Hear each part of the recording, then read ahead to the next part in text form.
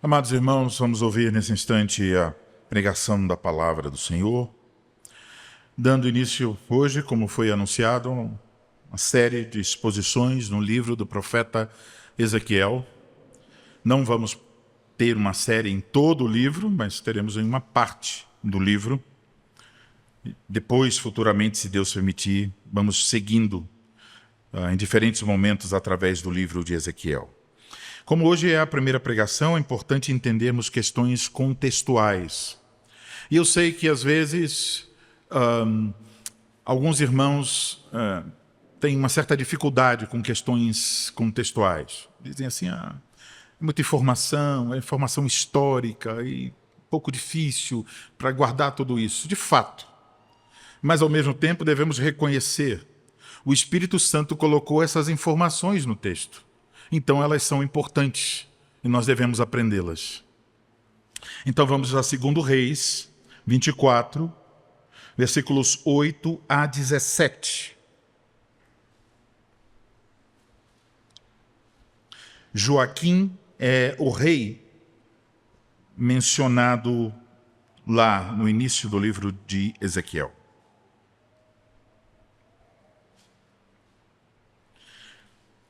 Segundo Reis 24, versículo 8. Tinha Joaquim 18 anos de idade quando começou a reinar e reinou 3 meses em Jerusalém.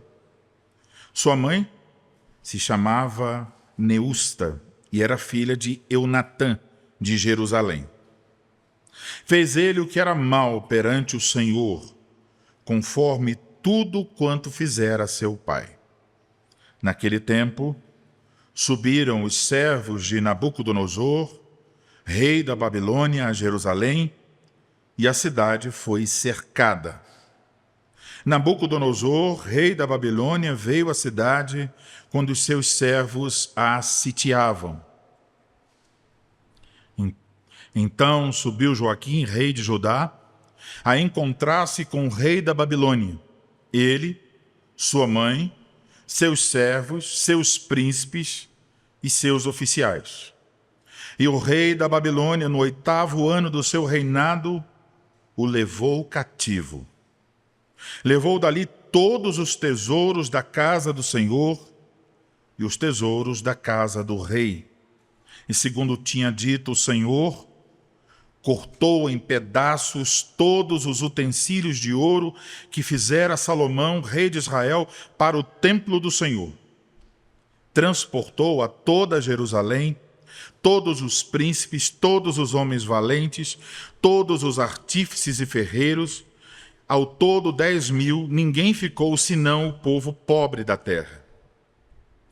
Transferiu também a Joaquim para a Babilônia, a mãe do rei, as mulheres deste, seus oficiais e os homens principais da terra, ele os levou cativos de Jerusalém à Babilônia. Todos os homens valentes, até 7.000, e os artífices e ferreiros até 1.000, todos eles destros na guerra, levou-os o rei da Babilônia cativos para a Babilônia. O rei da Babilônia estabeleceu rei em lugar de Joaquim, ao tio paterno deste, Matanias, de quem mudou o nome para Zedequias. Agora, essas pessoas que ficaram em Jerusalém, depois os que foram levados cativos, então os que ficaram, estavam ouvindo a profecia pela boca do profeta Jeremias. Então vamos a Jeremias, capítulo 29, versículo 1 a 14, que nos dá o contexto, como ficou a cidade. E é uma carta de Jeremias aos que tinham sido exilados, porque havia uma falsa esperança de retorno breve, por causa da mensagem dos falsos profetas que diziam: o exílio não vai durar, em breve todo mundo vai voltar. Eis a mensagem de Jeremias, capítulo 29, versículo 1 a 14. São estas as palavras da carta que Jeremias, o profeta, enviou de Jerusalém ao resto dos anciãos do cativeiro, como também aos sacerdotes, aos profetas e a todo o povo que Nabucodonosor havia deportado de Jerusalém para a Babilônia. Depois que saíram de Jerusalém, o rei Jeconias, a rainha mãe, os oficiais, os príncipes de Judá e Jerusalém e os carpinteiros e ferreiros. A carta foi mandada por intermédio de Elasa, filho de Safã, e de Gemarias, filho de Ilquias, os quais Edequias, rei de Judá, tinha enviado à Babilônia, a Nabucodonosor, rei da Babilônia, e dizia: assim diz o Senhor dos exércitos, o Deus de Israel, a todos os exilados que eu deportei de Jerusalém para a Babilônia: edificai casas e habitai nelas, plantai pomares e comei o seu fruto, tomai esposas e gerai filhos e filhas, tomai esposas para vossos filhos e dai vossas filhas a maridos, para que tenham filhos e filhas. Multiplicai-vos aí e não vos diminuais. Procurai a paz da cidade para onde vos desterrei, e orai por ela ao Senhor, porque na sua paz vós tereis paz. Porque assim diz o Senhor dos exércitos, o Deus de Israel: não vos enganem os vossos profetas que estão no meio de vós, nem os vossos adivinhos, nem deis ouvidos aos vossos sonhadores, e sempre sonham segundo o vosso desejo. Porque falsamente vos profetizam eles em meu nome. Eu não os enviei, diz o Senhor. Assim diz o Senhor: logo que se cumprirem para a Babilônia 70 anos, atentarei para vós outros e cumprirei para convosco a minha boa palavra, tornando a trazer-vos para este lugar. Eu é que sei que pensamentos tenho a vosso respeito, diz o Senhor. Pensamentos de paz e não de mal, para vos dar o fim que desejais. Então me invocareis, passareis a orar a mim, e eu vos ouvirei. Buscar-me-eis e me achareis quando me buscardes de todo o vosso coração. Serei achado de vós, diz o Senhor, e farei mudar a vossa sorte. Congregar-vos-ei de todas as nações e de todos os lugares para onde vos lancei, diz o Senhor, e tornarei a trazer-vos ao lugar de onde vos mandei para o exílio. Vós dizeis: o Senhor nos suscitou profetas na Babilônia. Mas assim diz o Senhor a respeito do rei que se assenta no trono de Davi e de todo o povo que habita nessa cidade: vossos irmãos, que não saíram convosco para o exílio, assim diz o Senhor dos exércitos: eis que enviarei contra eles a espada, a fome e a peste, e falo-eis como a figos ruins, que de ruins que são não se podem comer. Persegui-los-ei com a espada, a fome e a peste. Falo-ei um espetáculo horrendo para todos os reinos da terra, e os porei por objeto de espanto e de assobio e de opróbrio entre todas as nações para onde estiver arrojado. Porque não deram ouvidos às minhas palavras, diz o Senhor, com as quais, começando de madrugada, lhes enviei os meus servos, os profetas. Mas vós não os escutastes, diz o Senhor. Vós, pois, ouvi a palavra do Senhor. Todos os do exílio que enviei de Jerusalém para a Babilônia. Assim diz o Senhor dos exércitos, o Deus de Israel, acerca de Acabe, filho de Colaías, e de Zedequias, filho de Maazéias, que vos profetizam falsamente em meu nome. Eis que os entregarei nas mãos de Nabucodonosor, rei da Babilônia, e ele os ferirá diante dos vossos olhos. Daí surgirá nova espécie de maldição entre os exilados de Judá que estão na Babilônia. O Senhor te faça como a Zedequias e como a Acabe, os quais o rei da Babilônia assou no fogo. Porquanto fizeram loucuras em Israel, cometeram adultérios com as mulheres de seus companheiros e anunciaram falsamente meu nome, palavras que não lhes mandei dizer. Eu o sei e sou testemunha disso, diz o Senhor. A Semaías, o Neelamita, falarás dizendo: assim diz o Senhor dos Exércitos, o Deus de Israel, porquanto enviaste no teu nome cartas a todo o povo que está em Jerusalém, como também a Sofonias, filho de Maséias, o sacerdote, e a todos os sacerdotes, dizendo: o Senhor te pôs por sacerdote em lugar do sacerdote Joiada, para que sejas encarregado da casa do Senhor sobre todo homem fanático que quer passar por profeta, para o lançares na prisão e no tronco. Agora, pois, por que não repreendes a Jeremias, o anatotita que vos profetiza? Pois nos enviou mensageiros à Babilônia para nos dizer: há de durar muito o exílio, edificai casas e habitai nelas, plantai pomares, comei dos frutos. Até aí a leitura da palavra do Senhor.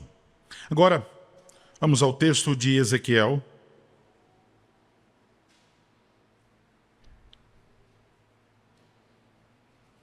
E leremos apenas os versículos de 1 a 3, pressupondo que os irmãos também já fizeram a leitura em suas casas de todo esse capítulo no decorrer da semana.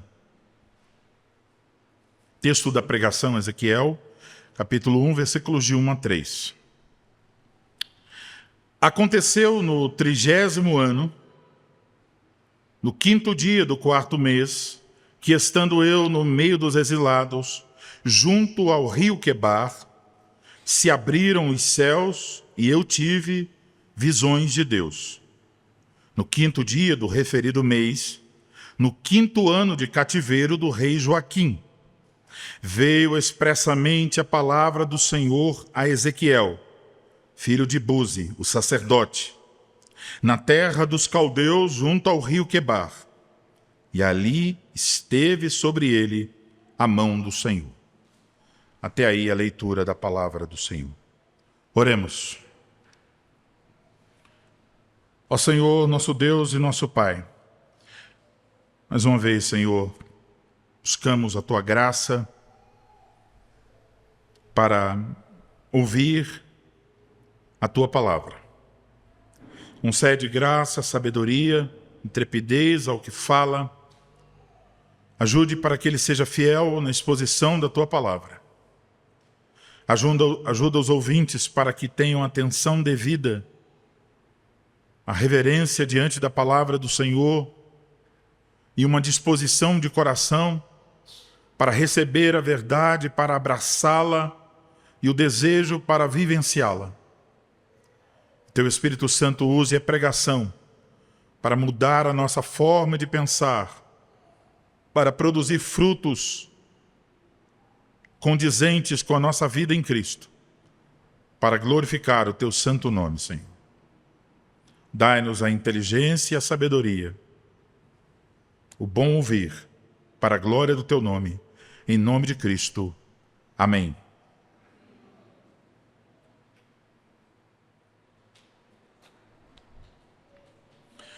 Amados irmãos em nosso Senhor Jesus Cristo, hoje então iniciamos a nossa caminhada através do livro de Ezequiel. E eu espero que vocês estejam conscientes que isso exige de todos nós preparação e um esforço para compreender a sua mensagem. E certamente isso pode ser percebido desde o primeiro capítulo. Quando lemos o primeiro capítulo, encontramos uma visão complexa que escapa à nossa imaginação. Você já tentou imaginar as rodas? Como é complexo imaginá-las? Essas visões têm uma variedade de elementos que nos deixam atordoados. E é provável que quando você passou pelo primeiro capítulo de Ezequiel, em sua leitura diária da Bíblia, você tenha ao final do capítulo dito o seguinte: rapaz, que capítulo difícil. Tem tanta informação aqui. O que isso significa? E a isso devemos reconhecer, sim, é de fato um capítulo difícil. E é difícil não somente por causa da visão, mas também por causa da complexidade do texto hebraico. É difícil também para os estudiosos das Escrituras lidar com as complexidades do hebraico no capítulo 1. Portanto, podemos dizer, é um dos capítulos mais difíceis do Antigo Testamento e talvez de toda a Bíblia.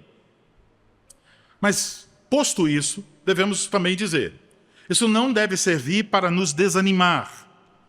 Porque ao mesmo tempo em que dizemos é um capítulo difícil, temos aqui um tesouro da revelação divina.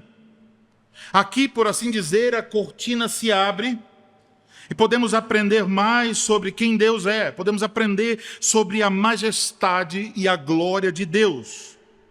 E o resultado disso, desta contemplação da glória de Deus, é que tanto a nossa fé quanto a nossa adoração são enriquecidas aqui. Então, a conclusão é óbvia, vale a pena o esforço de compreender o capítulo 1 de Ezequiel, porque temos diante de nós uma passagem preciosa. Mas para isso, para entender, nós não devemos nos apressar. E talvez hoje você estivesse esperando explicações sobre as rodas, os seres viventes e tudo mais. Mas nós precisamos ir um pouco mais devagar, precisamos seguir ponto a ponto. E a primeira coisa é dar atenção aos 3 primeiros versículos que servem como introdução não só para a visão do capítulo 1, mas para o livro como um todo. O que temos aqui, nesses 3 versículos, está dentro de um âmbito maior. O chamado de Ezequiel para o ministério profético. Esse chamado compreende capítulo 1, 2 e 3. Então, esses versículos introduzem o contexto histórico e espiritual do chamado que Ezequiel recebeu. É, de fato, informação contextual histórica? É informação sobre uma pessoa, Ezequiel, sobre a natureza da revelação? Sim, é. Mas isso é importante. E a prova é porque o Espírito Santo colocou aqui. O Espírito Santo quer que nós saibamos de certas coisas antes de olhar para a visão. Porque a compreensão da visão depende da compreensão dessas coisas contextuais. Então, esses 3 versículos iniciais introduzem o contexto histórico e espiritual do chamado de Ezequiel. E é por isso, então, que eu vos anuncio a palavra de Deus nessa manhã sobre o seguinte tema: um chamado glorioso num tempo difícil. Um chamado glorioso num tempo difícil. E nós vamos observar 3 pontos. O primeiro deles, o contexto geográfico e histórico desse chamado. O contexto geográfico e histórico desse chamado. Então, em primeiro lugar, vamos observar onde se deu essa visão e esse chamado. Vejam o que Ezequiel diz. Olhe para o versículo 1. Estando eu no meio dos exilados, junto ao rio Quebar. É uma informação geográfica. Agora olhe para o versículo 3, onde temos uma informação complementar.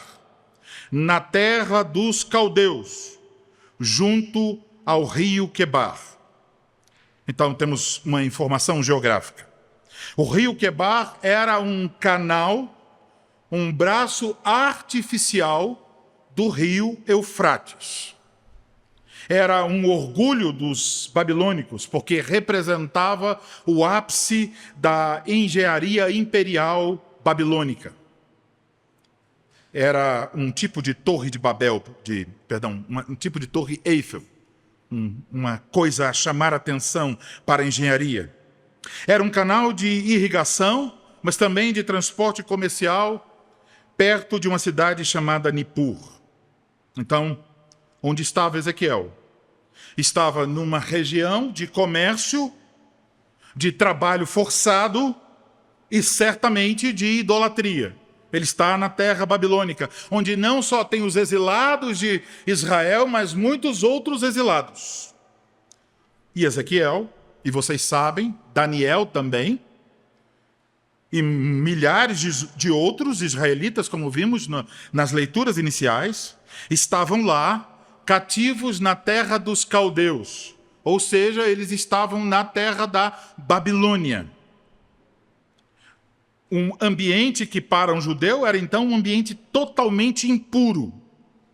Perguntamos, por que, afinal de contas, Ezequiel está aí, na Babilônia, junto ao rio Quebar? E isso foi a leitura de 2 Reis. O povo de Deus havia quebrado a aliança que Deus estabelecera com eles.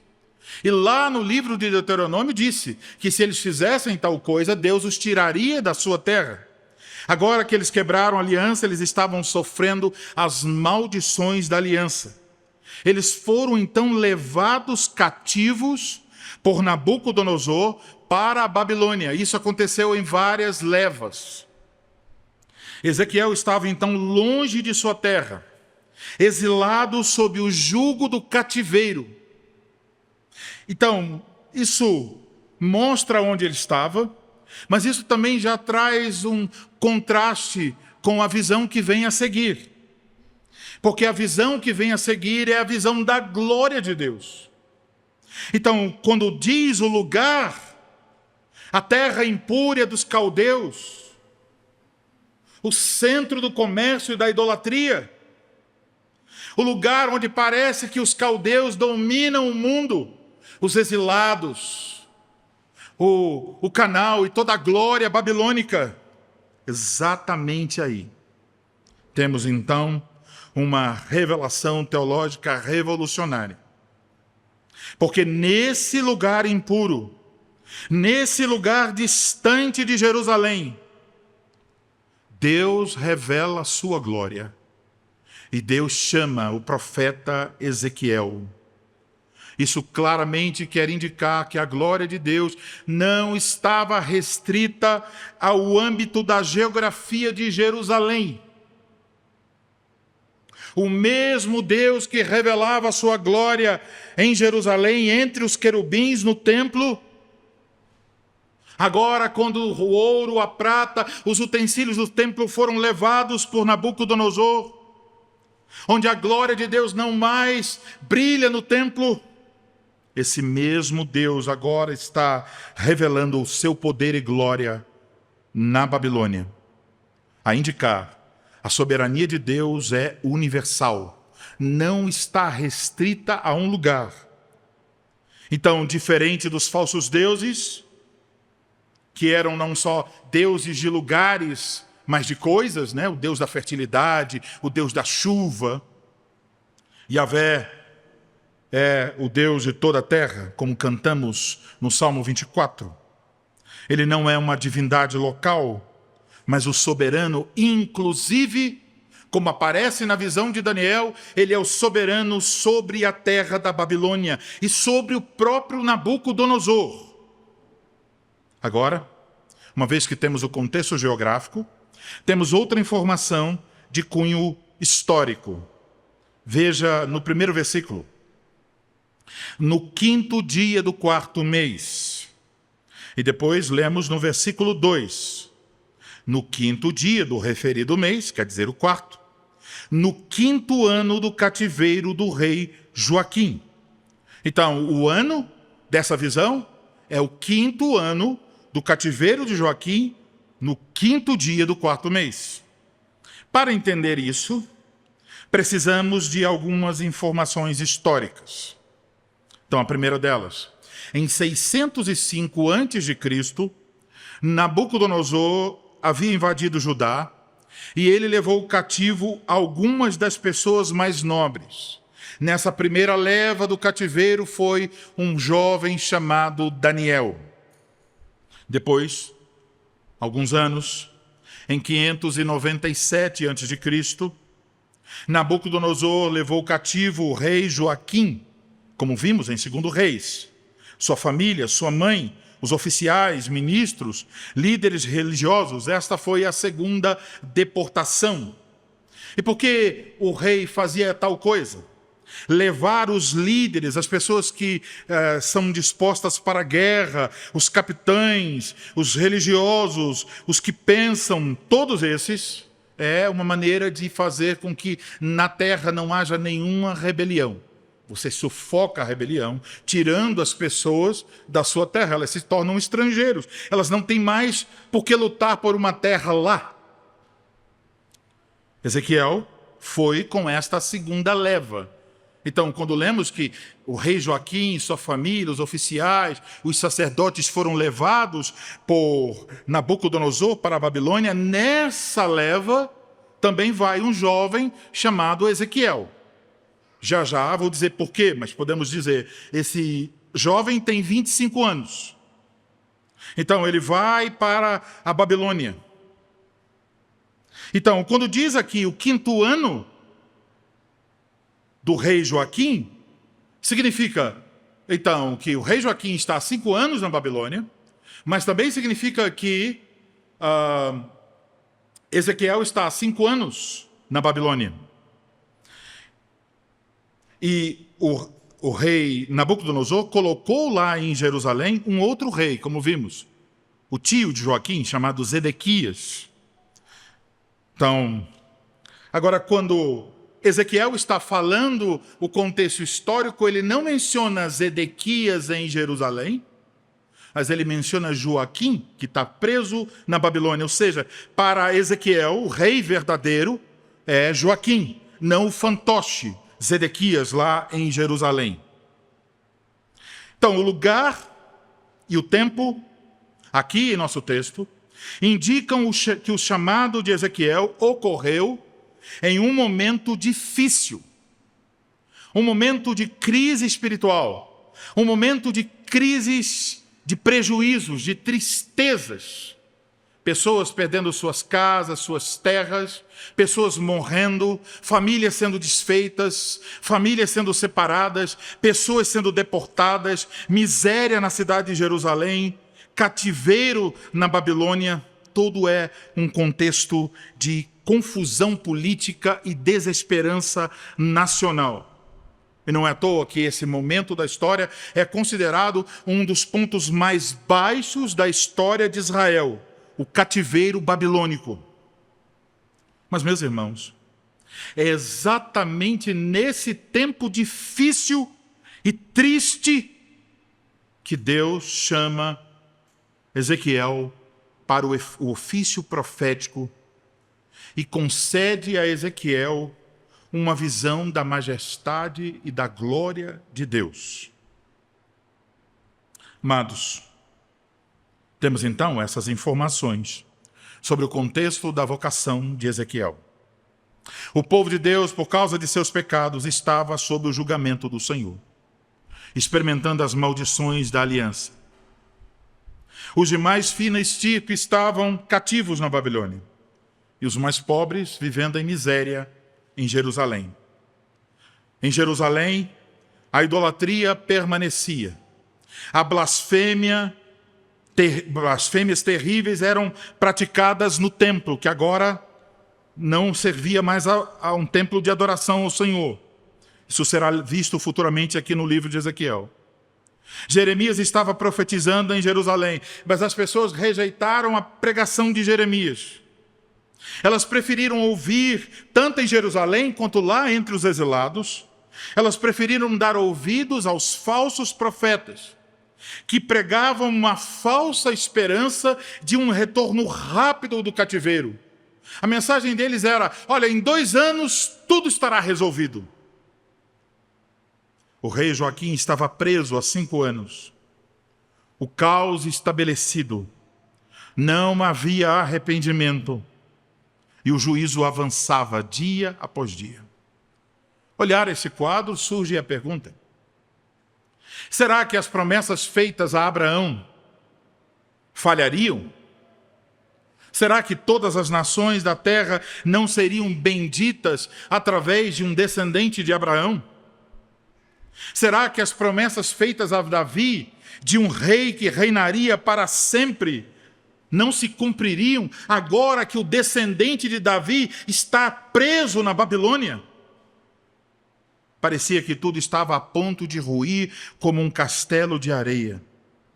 Mas, meus irmãos, em meio a tudo isso, entre os exilados da Babilônia, Deus está pronto para levantar um profeta, que não só deveria pôr abaixo todas as esperanças de um retorno rápido, mas que deveria preparar o coração dos exilados para a notícia mais triste e terrível que ainda viria: a destruição de Jerusalém e do templo sagrado. Mas que ao mesmo tempo apontaria para a verdadeira esperança. Qual é a verdadeira esperança? O povo está em cativeiro. A cidade santa está destruída. O templo onde a glória do Senhor brilhava está completamente destruído depois de ter sido profanado. Como pode haver ainda esperança? E a esperança se revela nas próprias palavras da profecia de Ezequiel. Deus diz: eu mesmo serei um templo para vocês. Eu mesmo serei um templo para vocês. E então, Jesus Cristo, dizendo a respeito de si mesmo, diz: aqui está o templo de Deus. Destruí, e em 3 dias o reedificarei. A mensagem do templo, Deus ser o templo do seu povo, não se refere ao templo meramente construído no tempo de Ageu, Zacarias, mas se refere à própria pessoa de Cristo. Como foi dito por Ageu: a glória da segunda casa será maior do que a da primeira. E em termos estruturais e arquitetônicos, o segundo templo nunca foi maior do que o primeiro. Mas em termos da pessoa de Cristo, o segundo templo é Ele. Ele é maior do que o templo de Salomão. Nele habita corporalmente a plenitude da divindade. Olhe para toda a visão do capítulo 1. E agora olhe para Cristo em sua glória. É Ele, a revelação da glória de Deus. Então, em meio à desesperança e desilusão, em meio ao juízo, há também na profecia de Ezequiel o anúncio de consolo. Deus se fará templo para o seu povo. Então, meus amados irmãos, tudo isso se cumpre por meio de Jesus Cristo, aquele que desceu às partes mais baixas da terra, para nos livrar do nosso cativeiro. Então, todo o consolo da profecia de Ezequiel se cumpre apenas em uma pessoa: o Senhor Jesus Cristo. Agora vamos olhar para o segundo ponto.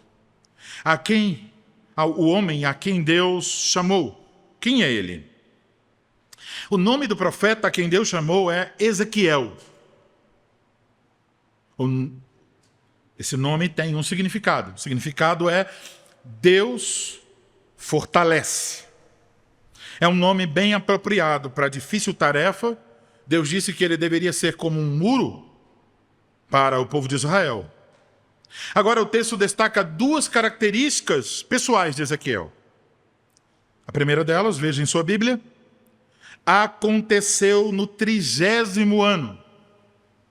E a segunda delas é, versículo 3, Ezequiel, filho de Buzi, o sacerdote. O 30º ano se refere à idade de Ezequiel quando recebeu o seu chamado. E aí então temos um dado importantíssimo. Porque 30 anos era a idade quando um levita ou sacerdote iniciava publicamente o seu ministério. Se você ler Números capítulo 4, versículo 3, 23 e 30, que fala a respeito dos descendentes de Arão, lerá o seguinte: da idade de 30 anos para cima, até aos 50, será todo aquele que entrar neste serviço para exercer algum ofício na tenda da congregação. Então, o trabalho do sacerdote publicamente começava aos 30 e se encerrava aos 50. Era considerada a idade da maturidade. Era considerado entre 30 e 50 o período de pleno vigor e saúde para o trabalho. Não é surpresa que o nosso Senhor Jesus Cristo tenha iniciado o seu ministério aos 30 anos de idade. Pelo que lemos no versículo 3, Ezequiel era de uma família sacerdotal. Ele era filho de Buzi, o sacerdote. E segundo os estudiosos, Ezequiel era da linhagem de Zadok, que foi sumo sacerdote. Então aqui temos o quadro. Uma vez que Ezequiel saiu de Jerusalém com 25 anos, Ezequiel não chegou a ser ordenado sacerdote, porque isso só aconteceria quando ele fizesse 30 anos. Então, pense um pouco sobre a vida de Ezequiel agora. Ele passou a juventude antes disso, se preparando para servir no templo. Então, desde pequeno, ele foi instruído para servir no templo. Ele aprendeu a liturgia, ele aprendeu a lei, ele aprendeu como realizar os sacrifícios, todos os aspectos cerimoniais. E quando ele estava aos seus 25 anos, talvez dizendo, olha, tomara que chegue logo os 30. De repente, ele é levado cativo para a Babilônia. O templo tem seu ouro, sua prata e todos os elementos retirados. Não há condição de culto. Blasfêmias aconteceram no templo. O ofício sacerdotal decaiu. Então, ele não pode mais servir no templo de Salomão. Ele está no exílio. Não há consagração. Ninguém vai derramar o óleo sobre a cabeça de Ezequiel e dizer, você agora é sacerdote do Senhor. Não há altar. Não há sacrifício. Não há vestes sacerdotais, sobre as quais vimos nas leituras de Êxodo 28. Então, o que alguém diria ao olhar para a vida de Ezequiel nesse momento? Ah, coitadinho dele. Tudo que ele fez, tudo que ele estudou, deu em nada. Sua vida é um desperdício. Para usar uma frase mais moderna, sua carreira acabou antes de começar. Mas, meus irmãos, aqui está essa visão gloriosa nos versículos seguintes. Aqui está esse chamado maravilhoso para ser profeta do Senhor da glória. E por trás disso tudo transparece o significado do seu nome. Deus fortalece. Deus fortalece. E então, ao olhar para isso, pensamos sobre nós mesmos. A quantidade de vezes em que Deus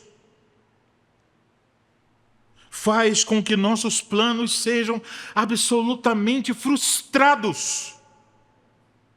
Frustrados.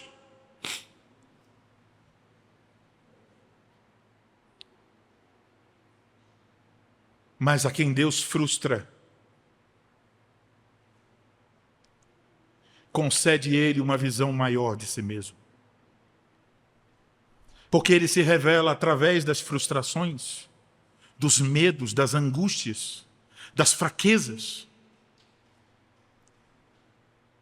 Ele revela em meio à nossa fraqueza e debilidade a sua glória e o seu poder.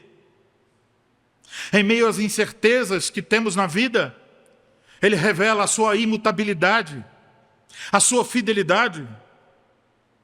Então, sim, Ezequiel perdeu um templo terrestre, Mas de repente ele ganha uma visão do templo celestial. Ele perdeu sim a visão dos sacrifícios e de toda a liturgia, mas ele recebeu uma visão da glória de Deus, que é Ele mesmo o santuário do seu povo. E agora, quando Ezequiel tinha 30 anos, ele deveria começar a servir como sacerdote no templo em Jerusalém. Ele teve de experimentar a frustração de não poder cumprir a sua vocação porque estava cativo na Babilônia. Longe do templo, Ezequiel poderia ter dito: ah, como eu estou longe da glória do Senhor. Ah, aqui onde eu estou nunca poderei ver a glória do Senhor. Ele poderia pensar estar impedido de cumprir sua vocação, porque ele pensava que a vocação era para ser um sacerdote. Mas ele estava, meus amados irmãos, exatamente onde Deus o queria para servir como profeta. O tempo e o lugar da soberana vontade de Deus para a vida de Ezequiel. Esse é o chamado soberano do Senhor. Ele leva em sua providência aqueles a quem ele escolhe para o lugar e o tempo exato para que o sirvam como ele determina em sua vontade soberana. E aqui então, de repente, descobrimos: não há como fugir do chamado de Deus. E tampouco ninguém deve imaginar que qualquer coisa possa impedir a vocação de Deus para nós. Imagine que alguém diga: eu me sinto chamado para ser um pastor, um pregador da palavra de Deus. Mas de repente você vê em sua vida tudo indo na contramão disso. Bom, você confia na soberania de Deus? Você confia na vontade e na providência de Deus? Você pode descansar, porque se de fato esta for a vontade de Deus, o ministro da igreja não pode impedir, um conselho com 70 presbíteros não pode impedir, uma confederação inteira não pode impedir. Se Deus chamou alguém, no tempo em que Deus determinou, essa tal pessoa ocupará o ofício para qual Deus lhe designou. Nada, ninguém. É verdade, então, que Deus soberanamente chama cada um de nós para diferentes posições no seu reino. A uns Deus fez como Ezequiel. Deus os chama para servirem como proclamadores de sua palavra. E eu espero que haja aqui, nesta congregação, alguns a quem Deus chame assim.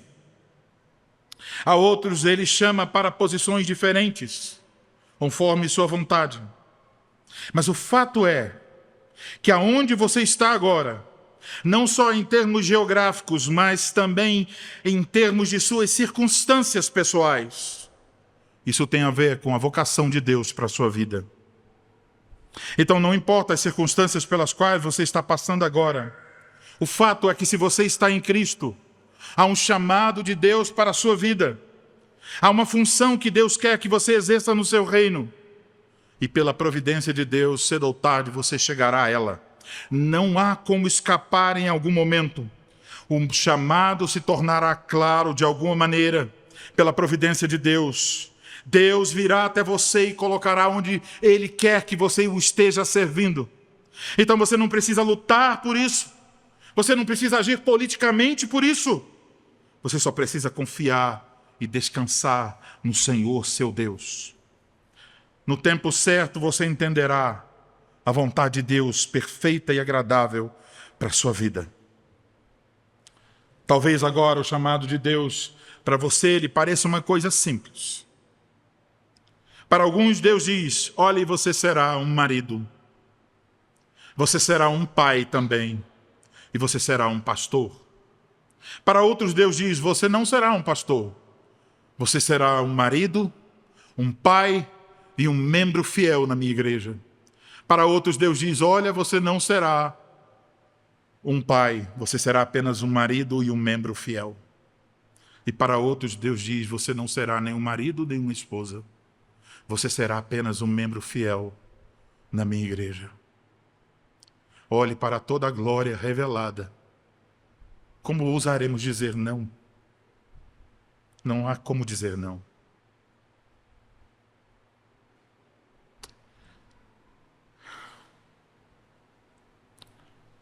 Eu vi alguma coisa essa semana que me fez perguntar por que eu sou pastor. De vez em quando eu tenho essas fraquezas comuns aos pecadores. Não estou dizendo que de vez em quando eu tenha fraquezas, eu sempre tenho fraquezas, mas essa de vez em quando. Mas foi muito bom estar ao mesmo tempo contemplando a minha fraqueza e o meu desejo sincero de, se eu pudesse, apertar o botão e sumir e não ter que ser. Mas ao mesmo tempo Deus dizendo a mim mais uma vez: não há como escapar. A vontade de Deus sempre prevalecerá. Então, meus irmãos, chegamos ao final do processo de indicação para o diaconato. E alguns de vocês serão abordados pelos oficiais para marcarem uma visita, para tratarem com vocês, com suas esposas e filhos. Quando vocês receberem esses oficiais, não haverá uma carruagem com seres com 4 rostos. Mas ainda assim é o chamado de Deus. Não ouse dizer não, se você não tiver absoluta certeza que este não é o seu lugar. Um homem pode dizer não. Ele pode dizer: olha, eu tenho certeza, eu sei de coisas sobre mim mesmo que não me permitem entrar nesse ofício. Então talvez alguém possa dizer isso. Mas não fuja por preguiça, por negligência, por medo ou por qualquer outra coisa. Se Deus lhe chamar para um ofício, submeta-se humildemente, tal como Ezequiel que viu a glória de Deus. Alguns de vocês, então, receberão esse chamado nos próximos dias. Cuidado com sua resposta. E aqui, mais uma vez, olhamos para Cristo e vemos em seu batismo o momento do seu chamado público e da sua ordenação. Ele recebeu o Espírito Santo para cumprir a missão para a qual o Pai lhe chamou. Exatamente como Ezequiel, aos 30 anos, e também numa situação difícil. Mas ele recebeu esse chamado e o cumpriu fielmente para ser o nosso profeta, sumo sacerdote e rei. E nele nós podemos cumprir nossos ofícios e vocações.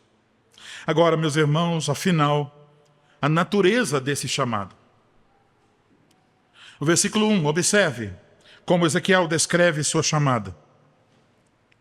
Se abriram os céus, e eu tive visões de Deus. Então, aqui temos esse verbo, se abriram. Isso indica uma ação divina na revelação. É um tipo de linguagem apocalíptica. Então, quer dizer, não foi um fenômeno meteorológico, mas quer dizer que uma visão espiritual, onde a barreira do invisível e do visível é transposta. Depois, lemos, se abriram os céus e eu tive visões de Deus, no plural. O que sugere a riqueza dessas visões e também para indicar que foram várias visões. Visões de Deus querem dizer, de Deus quer dizer, a fonte dessas visões é da parte de Deus e o conteúdo dessas visões é a glória de Deus. Agora olhem para o versículo 3. Veio expressamente a palavra do Senhor a Ezequiel, Então, essa expressão veio expressamente, no hebraico literalmente é vindo veio, ou certamente veio. É para enfatizar a realidade objetiva da revelação. Não é uma invenção de Ezequiel, não é uma alucinação de Ezequiel, mas o próprio Deus expressamente falou a Ezequiel na terra impura dos caldeus. E ainda no versículo 3, diz: e ali esteve sobre ele, isto é, Ezequiel, a mão do Senhor. A mão aqui simboliza o poder e a posse. Então, indica o estado de êxtase profético ou da atuação poderosa do Espírito Santo no controle do profeta, capacitando o profeta e compelindo a agir de maneira profética. Significa que ele estava sob a jurisdição e o controle de Deus, não de Nabucodonosor. Então, o que temos aqui é a mensagem de Deus ao seu povo. É isso que essas palavras querem dizer. Não é Ezequiel falando, é Deus falando. Uma mensagem que tem aspectos amargos. Você lembra? O livrinho doce na boca, amargo no estômago, é isso. Mas também uma mensagem que traz consolação.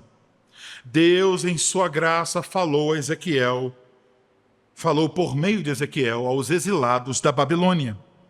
Em meio ao juízo e ao sofrimento, Deus revelou a sua graça. Assim como a palavra do Senhor rompeu as barreiras geográficas para visitar o povo em uma terra impura de cativeiro, agora também podemos dizer a mesma coisa. A palavra de Deus irrompeu os céus e se fez carne e habitou entre nós, descendo a nossa condição de exílio espiritual, de pecado, para nos trazer a revelação de Deus. Então, os céus se abrem e Deus fala. Foi assim no batismo de Jesus. E isso é um indicativo. Quer dizer que Cristo é a fenda, é a abertura pela qual nós podemos contemplar a glória de Deus. Ele nos torna visível o Deus invisível. Por meio dele, então, por meio de Cristo, somos advertidos também sobre o juízo vindouro. Por meio dele, os homens são chamados ao arrependimento. Por meio de Cristo, recebemos as promessas da vida eterna e o consolo para aqui e agora. Então, meus irmãos, onde você estiver, em qualquer tempo, em qualquer situação, mesmo que pareça que tudo vai mal, mesmo que só experimente frustrações e tristezas, em meio a qualquer sofrimento, se você tem a Cristo, os céus sempre estarão abertos para você. E Deus fala com você, como falou aos cativos na Babilônia. Ele falou por meio de Ezequiel. A você, nesses últimos dias, Deus fala por meio do seu Filho Jesus Cristo. Ele é o maior dos profetas, maior do que Ezequiel. Ele é o sumo sacerdote. Ele é o Rei eterno. Se você confia nele, é certo que todos os consolos do céu estão disponíveis para você e que a graça permanecerá sobre você em todo o tempo, em todos os lugares, hoje e para sempre. Amém.